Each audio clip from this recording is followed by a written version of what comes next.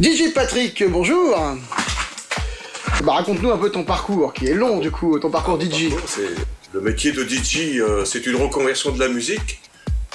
Oui, tu étais musicien au départ. J'ai joué dans un orchestre, on a eu un orchestre qui était très connu dans le coin, qui s'appelait Syphilo Airplane, qui a duré pendant 3 ans. Et c'était les années 70. Et par rapport à ça, comme le groupe, il y a eu une dissolution du groupe, j'ai commencé à travailler en discothèque. Et la passion, ça a toujours été la musique pour moi. Donc depuis ces années-là... En quelle année t'as commencé en discothèque 75-80, quoi, les années 80. D'accord. 75, années 80. Donc ton style généraliste, tu tapes un peu partout funky, disco, et puis maintenant, tout ce qui se passe... Qu'est-ce qui te plaît dans le DJing? Ce qui me plaît, c'est déjà premièrement, la discothèque, c'est déjà premièrement, pour moi, c'est une passion, la musique. Et puis les gens, j'aime les gens. Le partage. Et la discothèque, c'est comme un lieu de rencontre. Et ça fait 3 générations, moi, que je fais danser. Tu rencontres des enfants de gens que tu as fait danser déjà. Pour moi, c'est... Est-ce qu'il y a... Il y a du relationnel qui fait que j'ai quand même des jeunes qui viennent me voir en disant t'es très, très ami avec mon grand-père à l'époque. Ça fait quelque chose, quoi. Est-ce qu'il y a un DJ star que tu admires ou qui te plaît dans les gens, dans ceux qui sont connus en fait? Oui, mais connu dans quel sens? Dans la région ou... Non, connu au niveau national, comme Guetta, quoi. Oui, non, mais moi ça m'impressionne pas, ces gens-là, ce sont des vedettes. Oui, bien sûr. Ils ont beaucoup d'argent, mais le métier que l'on fait, ça n'a rien à voir avec eux. Ils ont des sets, tout est programmé. Oui, tout est préfet. Voilà, c'est ça. Donc notre travail est beaucoup plus difficile.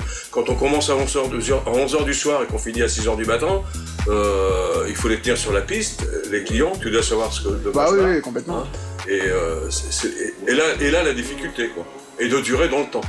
Alors du coup, sur 40 ans, ça va être difficile de choisir, mais est-ce qu'il y a un morceau sur les 40 ans qui t'a marqué, ou dès la première fois que tu l'as entendu, tu t'es dit celui-là ça va vraiment cartonner, que t'avais capté un petit peu avant que ça devienne un gros tube en fait?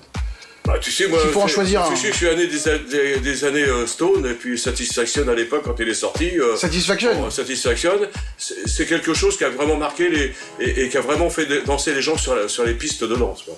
À l'époque, puis bien à l'inverse, est-ce que t'as le souvenir d'un morceau en particulier où quand tu l'as entendu, tu t'es dit c'est vraiment pourri, qu'est-ce que c'est que cette daube, et puis qui finalement a vachement marché derrière Non, parce que la musique que tu aimes, tu l'as pas chez toi, et quelquefois on se trompe sur certains morceaux, et tu t'aperçois que à l'oreille tu ne l'as pas perçu, et puis que c'est devenu un tube, et puis que les gens... T'as pas un exemple qui t'a marqué comme ça, de truc qui t'a... Il y en a tellement.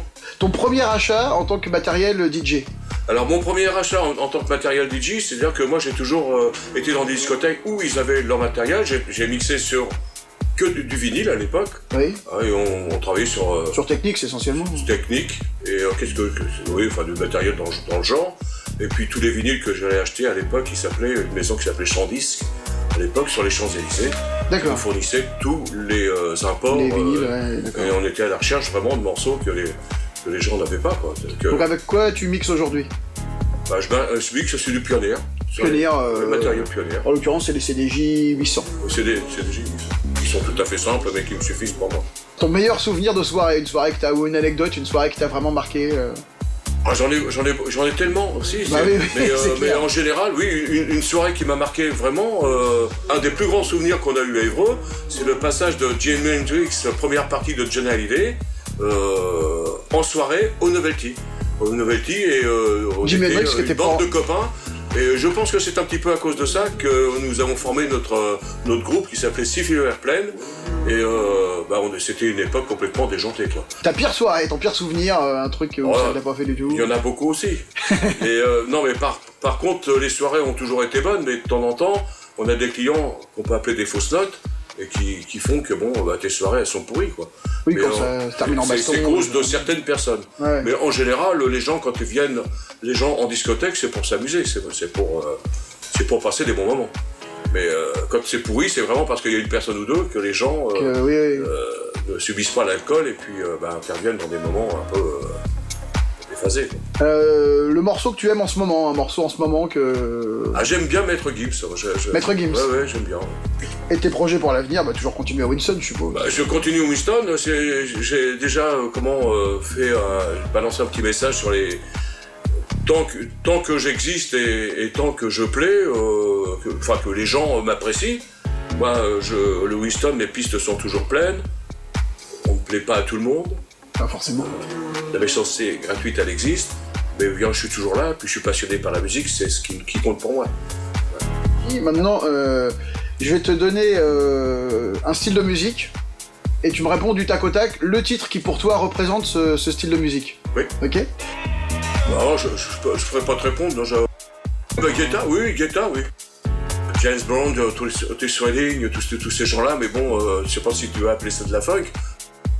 Disco, on va faire la référence de Claude François, c'est tout. Mais bon, après, il y a tout ce qui va avec derrière.